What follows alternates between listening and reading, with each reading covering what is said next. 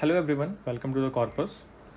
आज से from today हम एक नई सीरीज़ शुरू करने जा रहे हैं जिसमें हम case series different clinical cases को डिस्कस करेंगे। कैसे एक पेशेंट प्रेजेंट करता है हमारे सामने एक हॉस्पिटल सेटिंग्स में, कैसे हम उसको डायग्नोस करते हैं, कैसे हम उसको ट्रीट करते हैं, कैसे उसका मैनेजमेंट करते हैं उसकी कंडीशन का। ये सारे फैक्टर्स को कैसे हम डिफरेंशियल डायग्नोसिस करते हैं, कैसे एक्सक्लूड करते हैं, सारे फैक्टर्स को हम स्टडी करेंगे अच्छे से। हर पर्टिकुलर डिसीज़ के बारे में एक वीडियो होगी। So the first video is about panic attack. So let's get started. The panic attack, our patient is a 35-year-old female who present to the ER with what she described as the worst panic attack of her life. Over the last 3 months, she's been experiencing sudden, unprovoked episodes of a pounding heart, severe throbbing headache, and profound sweating. There's a severe throbbing headache and profound sweating. These episodes came out of nowhere and last for about 15 to 20 minutes and leave her completely drained. तो क्या होता है, एक 35-year-old की female हमारे पास आई। उसने हमसे बोला कि सडनली एकदम से बहुत तेज़ मेरे को हेडेक होता है, और जब हेडेक होता है तो उस टाइम बहुत ज़्यादा स्वेटिंग होती है मेरी बॉडी से, मुझे बहुत ज़्यादा पसीना आता है और साथ ही साथ मेरी हार्ट रेट बहुत ज़्यादा बढ़ जाती है, मुझे फील होता है अपनी हार्ट रेट। तो उसने आपको ऐसे अपनी चीफ कंप्लेंट्स बताई। अब आप हिस्ट्री ऑफ प्रेजेंट इलनेस कैसे बनाओगे? हिस्ट्री ऑफ प्रेजेंट इलनेस में the patient was 35-year-old female जिसका ऑनसेट 3 मंथ एगो, 3 महीने से उसे दिक्कत हो रही है। जो एपिसोड्स हैं वो सडन है, unprovoked episodes of pounding heart, severe throbbing headaches and profound sweating, जैसे अभी हमने पीछे पढ़ा, जो कि 15 से 20 मिनट लास्ट करते हैं, उसको कम्प्लीटली ट्रेन कर देते हैं। प्रीवियसली जो डॉक्टर था उसने उसको पैनिक अटैक डायग्नोस किया था, और पैनिक अटैक के लिए उसने उसको SSRIs एडमिनिस्टर की थी, SSRIs दी थी। SSRIs है सेलेक्टिव सेरोटोनिन रीअपटेक इनहिबिटर, जो सेरोटोनिन के लेवल को बढ़ा देती हैं, जिससे एंग्जाइटी और डिप्रेशन कम हो जाता है, क्योंकि ऐसा माना जाता है कि सेरोटोनिन के लेवल कम होने से एंग्जाइटी और डिप्रेशन होता है। तो प्राय जो ट्रीटमेंट है SSRI से, वो हमने उसे जो डॉक्टर ने उसे दिया था वो वर्क नहीं करा। तो जो करंट स्टेटस है, they still worsening of the symptoms, और वो प्रोग्रेसिव वर्सनिंग है सिम्टम्स की, वो और ज़्यादा बढ़ते जा रहे हैं। नाउ जब हमने उसको ऑब्जर्व करा, जब उसको हमने उसको एडमिट करा, हमने एडमिट करने के बाद उसको जब ऑब्जर्व करा, जब उसको जो पैनिक अटैक आ रहा था, तो हमने उसमें जब उसका ब्लड प्रेशर लिया तो it was 210/115 as you can see. तो बहुत ज़्यादा बढ़ा हुआ था। Heart rate was also increased, but temperature was normal and heart respiratory rate was also normal. हमने इसमें एक क्लासिकल ट्राइड को ऑब्जर्व किया। The first one was headache, जो पेशेंट ने हमने बताया था, there was severe throbbing headache. Sweating हमने खुद ऑब्जर्व की, पेशेंट ने भी हमें बताया, बट वी ऑल्सो ऑब्जर्व कि जब उसको ये अटैक आया था, there was sweating, there is profound sweating and also there is increase heart rate, that was 130 BPM। तो देयर इज टैकीकार्डिया। तो हमने डायग्नोसिस, कुछ डिफरेंशियल डायग्नोसिस बनाए और उसको फिर एक्सक्लूड किया। फॉर एग्जांपल, सबसे पहले हमने पैनिक अटैक और एंजाइटी डिसऑर्डर बनाया था, जिसके जो सिम्टम्स हैं वो परफेक्टली मिमिक करते हैं जो हमारा केस है, बट वो नहीं है। क्यों? क्योंकि वो there is no response to SSRIs, और there is definitively by elevated fractionated metanephrines. Then hypothyroidism.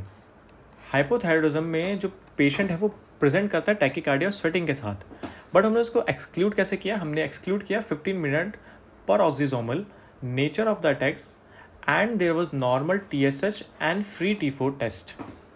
तो वो नॉर्मल थे, इसकी वजह से हमने हाइपरथायरॉयडिज्म को एक्सक्लूड करा।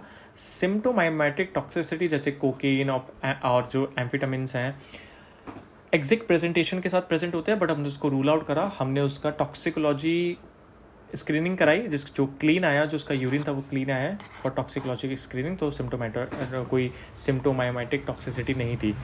कार्सिनॉइड सिंड्रोम भी कुछ सेम सिम्टम्स मिलते हैं, उसको हमने एक्सक्लूड आउट करा बाय नॉर्मल यूरिनरी 5-HIAA से। और हमने कहा कि हाइपरटेंशन को भी हमने एक्सक्लूड किया। क्यों? क्योंकि जो पेशेंट, जब उसको वो अटैक आ रहा था, जो 15 से 20 मिनट का जो पीरियड था, उसके बाद जो उसका ब्लड प्रेशर था वो नॉर्मल बेस लाइन पे पहुंच गया। सिर्फ जो 15 से 20 मिनट का जो ड्यूरेशन था, उसमें ही उसका जो ब्लड प्रेशर था वो इंक्रीज होता था, तो जो पेशेंट का बेसलाइन प्रेशर है वो नॉर्मल पे कम्प्लीटली पहुंच जाता है आफ्टर जो हाइपरटेंसिव बर्स्ट आता है स्पीड के दौरान। तो हमने कहा कि देयर इज़ नो हाइपरटेंशन, हमने हाइपरटेंशन को भी एक्सक्लूड कर दिया। हम आगे आते हैं, फिर हमने डायग्नोसिस के लिए कुछ डायग्नोस्टिक इंटरवेंशंस की। हमने एक प्रिजेंटिव डायग्नोसिस बनाई फ्यूक्रोमोसाइटोमा की। ये फ्यूक्रोमोसाइटोमा हो सकता है। अब हम उसे टेस्ट करने के लिए हमने सबसे पहले बायोकेमिकल टेस्ट किया। बायोकेमिकल टेस्ट जो कंफर्म कर देगा कि फ्यूक्रोमोसाइटोमा है। एक्चुअली जब हमारा फ्यूक्रोमोसाइटोमा में जो होता है हमारे जो एपिनेफ्रिन और नॉन एपिनेफ्रिन सिक्रीट होते हैं, जिनकी शॉर्ट लाइफ है वो बहुत ज़्यादा छोटी होती है, जो हाफ लाइफ है वो बहुत ज़्यादा छोटी होती है, जिसकी वजह से वो ब्लड में जो उसके स्पाइक्स हैं हम मेजर नहीं कर सकते, जिसकी वजह से हम उसके जो मेटाबोलाइट्स हैं जैसे कि मेटानेफ्रिन्स हो गए, फ्रैक्शनेटेड मेटानेफ्रिन्स, उसको 24 आवर यूरिन कलेक्शन में हम बायोकेमिकली हम उसको ऑब्जर्व करते हैं। एंड अगर वो नॉर्मल से 4 टाइम्स ज़्यादा होते हैं तो we can say there is a tumour which is present.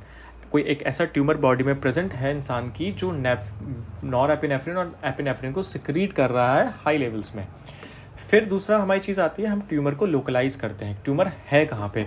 तो इस केस में जब हमने ट्यूमर को लोकलाइज किया उस फीमेल में, तो हमें देखने को मिला कि जो MRI हमने की तो एक 4 सेंटीमीटर का मास जो हमारी राइट किडनी थी उसके ऊपर जो एड्रिनल ग्लैंड थी उसमें एक 4 सेंटीमीटर का मास हमें देखने को मिला राइट किडनी में।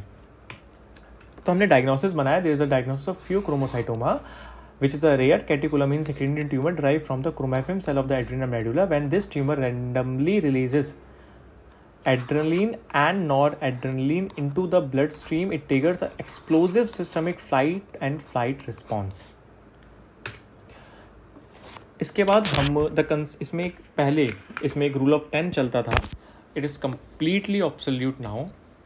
पहले हम मानते थे कि जो 10% होते हैं इसमें जो ट्यूमर्स होते हैं वो बाइलेटरल होते हैं, but the current statistics shows 40% are bilateral, 10% extra adrenal होते हैं, now 25% are extra adrenal, 10% malignant होते हैं, नाउ 15% आर मैलिग्नेंट, 10% फेमिलियल होते हैं, now 40% are familial and 10% still occur in children.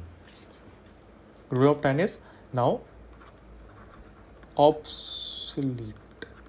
Okay, now हम उसका मैनेजमेंट कैसे करेंगे? हम 2 तरह से उसका मैनेजमेंट करते हैं। पहला management is medical management and surgical. हमको अल्टीमेटली उसे सर्जिकली रिमूव तो करना ही करना है, बट जैसे कि पेशेंट आपके सामने आता है, आपको पता चलता है फ्यूक्रोमोसाइटोमा, आप एकदम ट्रीट नहीं कर सकते।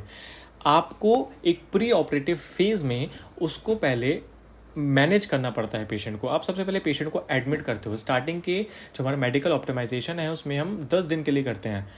10 दिन में से हम स्टार्टिंग में सबसे पहले पेशेंट को एडमिट करते हैं, फिर हम सबसे पहले उसके ब्लड प्रेशर को कंट्रोल करते हैं, देन हम उसके हार्ट रेट को कंट्रोल करते हैं। इसलिए हमेशा अल्फ़ा देते हैं हम बिफोर बीटा। अगर हमने पहले बीटा ब्लॉकर्स, और उसमें जो हम मेडिसिन यूज़ करते हैं they are alpha blockers and beta blockers. Alpha blockers हमारे ब्लड प्रेशर को कम करते हैं और बीटा ब्लॉकर हमारे हार्ट रेट को कम करते हैं। तो अल्फ़ा ब्लॉकर्स हम पहले देते हैं, क्योंकि अगर हम अल्फ़ा ब्लॉकर्स पहले नहीं देंगे, हम बीटा ब्लॉकर्स देंगे तो there will be a hypertensive crisis in the body. तो हम हमेशा अल्फ़ा ब्लॉकर्स पहले देते हैं। अब अल्फ़ा ब्लॉकर्स पहले जब हम देते हैं तो स्टार्टिंग के जो 7 दिन होते हैं उसमें अल्फ़ा ब्लॉकर्स देते हैं और स्टार्टिंग के 3 दिन में हम बीटा ब्लॉकर्स देते हैं, जिसकी वजह से हमारा जो ब्लड प्रेशर हार्ट रेट दोनों मेंटेन होता है, दोनों कम हो जाता है। अब जो अल्फ़ा ब्लॉकर है that is phenoxybenzamine and beta blocker we use mainly प्रोफेनॉल।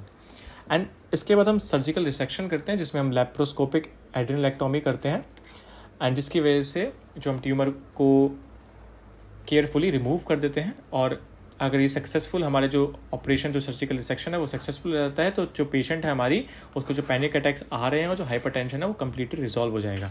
तो now the case is close.